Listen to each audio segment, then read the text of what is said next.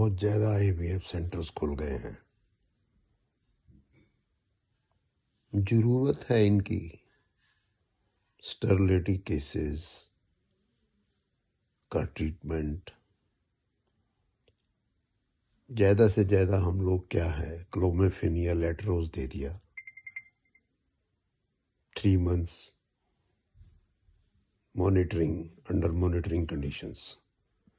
یا بہت زیادہ ہے تو سینٹرز کے پاس ہمارے پاس کیا ہے لیڈی ڈاکٹرز کے پاس بھائی انٹرا یوٹرائن انسیمینیشن. ڈونر سیمن تو ملتا ہی نہیں، وہ تو سینٹرز میں ہی ملے گا جو آتھرائزڈ ہیں، اور پوری ٹیسٹنگ کر کے وہ سیمن ڈالا جاتا ہے. اس کا لائسنس ہونا ضروری ہے. اب ہم کیا کریں؟ میل کو جو لیڈی ڈاکٹر ہے وہ دیکھے گی نہیں، نہ بات کرے گی. وہ لیڈیز جو گھر والی ہیں وہ اپنی بہوؤں کو ہی لے کے آتے ہیں کہ بھائی اسی میں خرابی ہوگی. ارے 60% اگر بہوؤں میں خرابی ہے تو 40% خرابی آدمیوں میں ہے. وہ آپ پڑھ سکتے ہو کہ پری ٹیسٹیکولر ہے یا پوسٹ ٹیسٹیکولر ڈیفیکٹس ہیں. پر سیمن انالیسس کیا جاتا ہے نارملی. وہ سیمن انالیسس ہم کہتے ہیں کہ بھائی ارے ایسے ہی نہیں، اس کو 4-5 دن کا کم سے کم ایبسٹیننس دو، اور پھر اس کو بولو وہیں لیبارٹری میں جائیں اور بنا لوبریکیشن کے، بنا کسی چیز کے، وہ ماسٹربیشن سے وہیں جا کے سیمپل دے دیں ان اے اسٹرائل کنٹینر.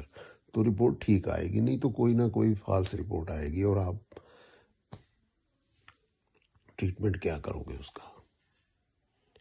اب اس میں کوئی اینٹی باڈیز ہیں فیمیل کے، اس میں ویجائنل فلوئڈ میں یا سروائکل فلوئڈ میں. ہاں اتنا سا دیکھو 6 ہیگر تک ڈائلیٹر جا رہا ہے تو کوئی سروائکل وہ نہیں ہے. اور موسٹ آف دی ٹائم کیا ہے کہ جب ہم انویسٹیگیٹ کر رہے ہوتے ہیں، ہسٹوسیلپنگوگرافی وغیرہ کر رہے ہوتے ہیں، تو اسی وقت ہی کوئی کارنول بلاک ہوتا ہے، وہ ہٹ جاتا ہے تو پیشنٹ بولتا ہے ہم ٹھیک ہو گئے. اب کئی پیشنٹ ہیں وہ گھر پہ رہ رہے ہیں، ارے یار ذرا گھوم آؤ بھائی. گھومنے گئے، وہ دوسری جگہ گئے، وہاں 15 دن مہینہ رہے یا ان کے بچہ ٹھہر جاتا ہے. سائیکولوجیکل فیکٹرز ہیں، سٹریس فیکٹرز ہیں. تو یہ چیزیں ضرور کرو. اب ان وائٹرو میں ہی آگے کتنی ہی چیزیں ہیں کہ گمیٹ پیٹری ڈش میں کرنا ہے یا فلوپین ٹوب میں کرنا ہے یا جائیگوٹ کو باہر پہلے فرٹیلائز کر کے ان کو بڑا کر کے پھر وہ اس میں رکھنا ہے، سروگیٹ مدر میں رکھنا ہے. تو یہ کتنی ہی چیزیں ہیں. تو ان کے جو لٹریچر ہے بہت ہے، لٹریچر کی کمی نہیں ہے، پر تھوڑا ہمیں اس چیز کو سمجھنا تو چاہیے. Thank you.